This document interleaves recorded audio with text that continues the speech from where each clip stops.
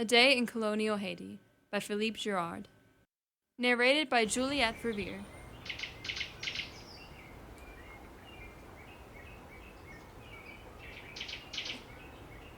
6 p.m. The freed woman frets over a wayward slave.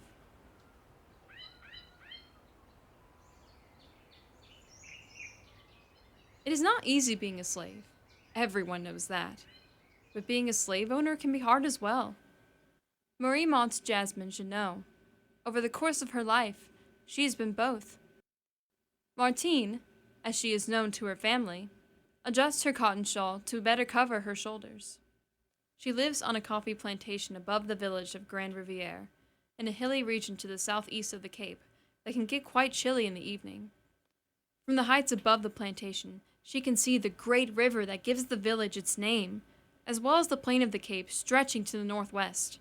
On a clear day, with a fair amount of squinting, she can even glimpse the Breda sugar plantation of Cap, where she was born around 1760. Martine's father, Toussaint, is a coachman on the Breda plantation. He forged a unique relationship with the plantation agent and eventually obtained his freedom. But Toussaint and his first wife were still enslaved when Martine was born, so she grew up a slave. Martine prefers not to think about her time in bondage. In 1774, the agent's ailing wife went to France for spa treatment. The agent stayed behind because he was healthy and busy. Very healthy, remembers Martine, and very busy. Maybe it's better not to dwell on the past. It was 10 years ago. She was just a teenager at the time. 9 months later, she named her mixed-race child Toussaint, after her father. Martine and her father have a complicated relationship. Granted, the coachman is smart. Even the most racist whites of the colony notice it when they first meet him. Toussaint is a glorious exception to the inferiority of his race, one of them once said in her presence. But her father was not particularly supportive after the incident with the white plantation agent. Martine initially thought that her father's silence was mere self-preservation. Colonists routinely take advantage of their female slaves, a practice that is illegal but never punished by the courts. The few women and enslaved relatives who have fought back ended their lives broken on the scaffold. Her father is a practical man who knows better than to pick a fight he cannot win. He's also a proud man who must have felt emasculated by his failure to protect his daughter. But then over time, Martine realized that her dad seemed proud of what happened to her.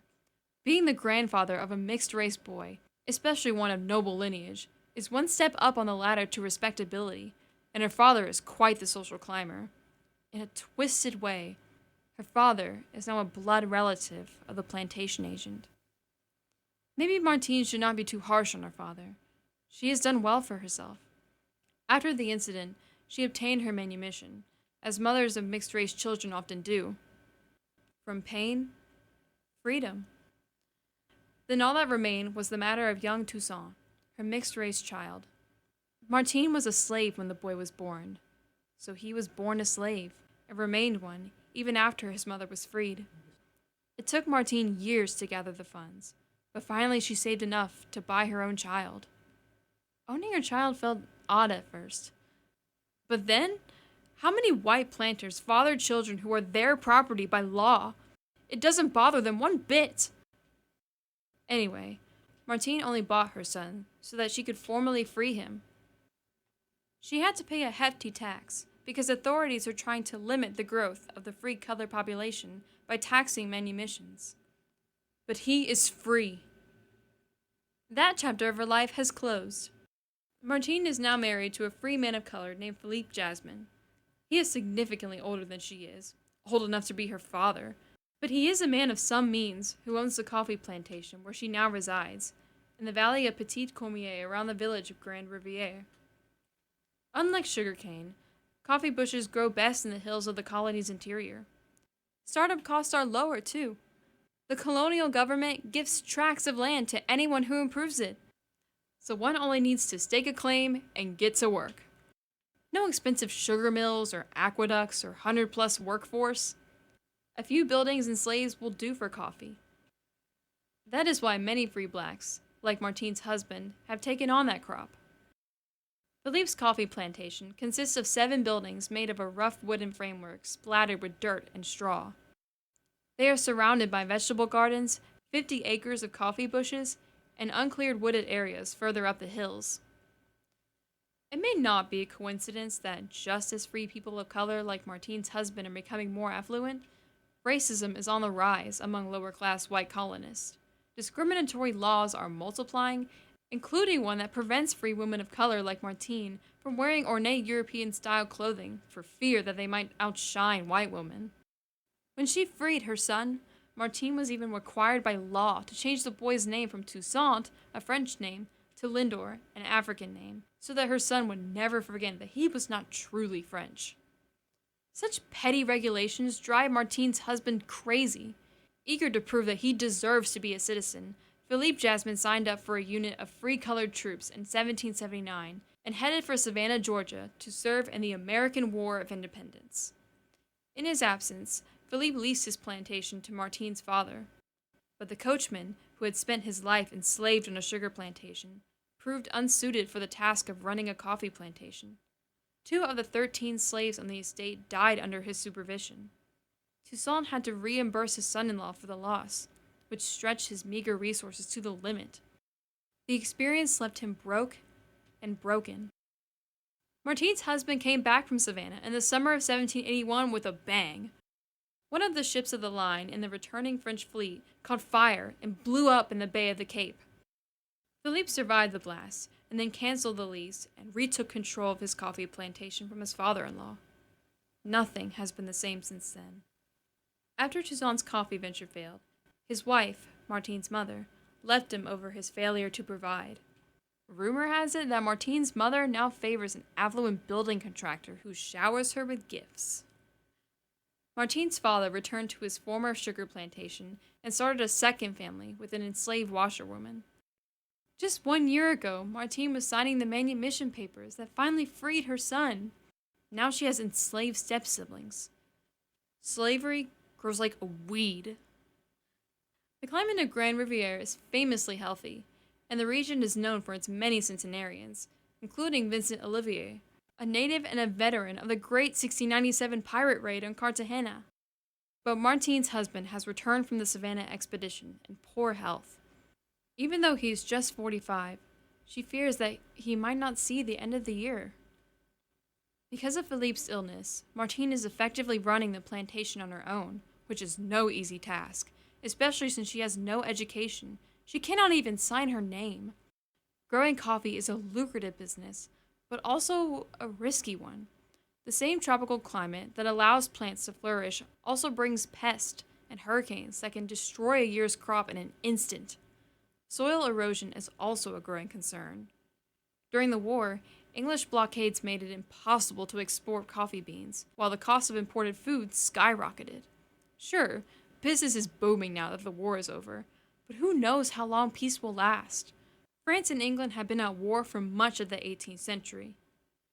The plantation's work dynamic is also unusual. All the slaves on the estate are from the same family. The patriarch, Etienne, comes first on legal documents, followed by his sisters and his nephews and his nieces. In this context, the death of 2 of the slaves during Toussaint's tenure was unusually hard to bear. The dead were not some freshly purchased Africans who died within months of debarking in the colony, unknown and unmourned. They were Etienne's sister and that woman's son. One of the surviving slaves of the family, a young man named Jean-Jacques, took it particularly hard. He constantly tries running away. He has been whipped more than once for his escapades. His scarred back is testament to that. And yet the next day, he is gone again. That is why Martine is so fretful this evening. Who knows where that scoundrel is hiding this time? The young slave is an expert at playing dumb. Perhaps he is hiding in the woods above the plantation. Perhaps he went as far as the city of the Cape because he has an odd affinity for the theater. He once snuck into a play about the fall of the Inca Empire and came back promising everyone that he would, quote, avenge America. Whatever that means. Yes, thinks Martine. He must have gone to the theater. A parody of the light opera The Village Soothsayer is playing tonight. Martine decides to ask her good friend Jean-Pierre Desailly, who fought in Savannah with her husband and now serves in the colored militia in the Cape, to stop by the theater and look for the runaway in the audience. Who names his slave Jean-Jacques anyway? The most famous Jean-Jacques in the world is the Swiss philosopher Jean-Jacques Rousseau. White parents often name their child after him because he is a popular playwright and educator, but he is also a critic of slavery, so naming a slave Jean-Jacques is odd, to say the least. Come to think of it, Jean-Jacques Rousseau composed the score of tonight's opera in the Cape. Yes, thinks Martine, this must be where the slave is. He probably wants to attend an opera written and scored by his namesake. She calls for a slave to send a message to her friend Janvier Dessalines. Could he please check if the runaway went to the theater? Martine lets out a sigh. That rascal Jean-Jacques will never amount to anything. A note from the historian. The husband of Martine, Philippe Jasmin, died in November 1784. The slave Jean-Jacques became the property of his widow Martine and then took the last name Dessalines when she remarried Janvier Dessalines in 1787. Jean-Jacques Dessalines, as the slave was now known, served under Toussaint Louverture during the Haitian Revolution, rising all the way to the rank of general before betraying Toussaint and taking over the command of the rebel army.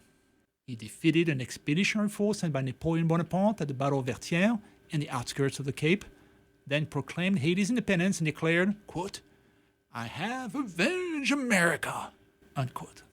When Jean-Jacques Dessalines was crowned Emperor of Haiti later in 1804, he asked that music from Jean-Jacques Rousseau's The Village Soothsayer be played at his coronation.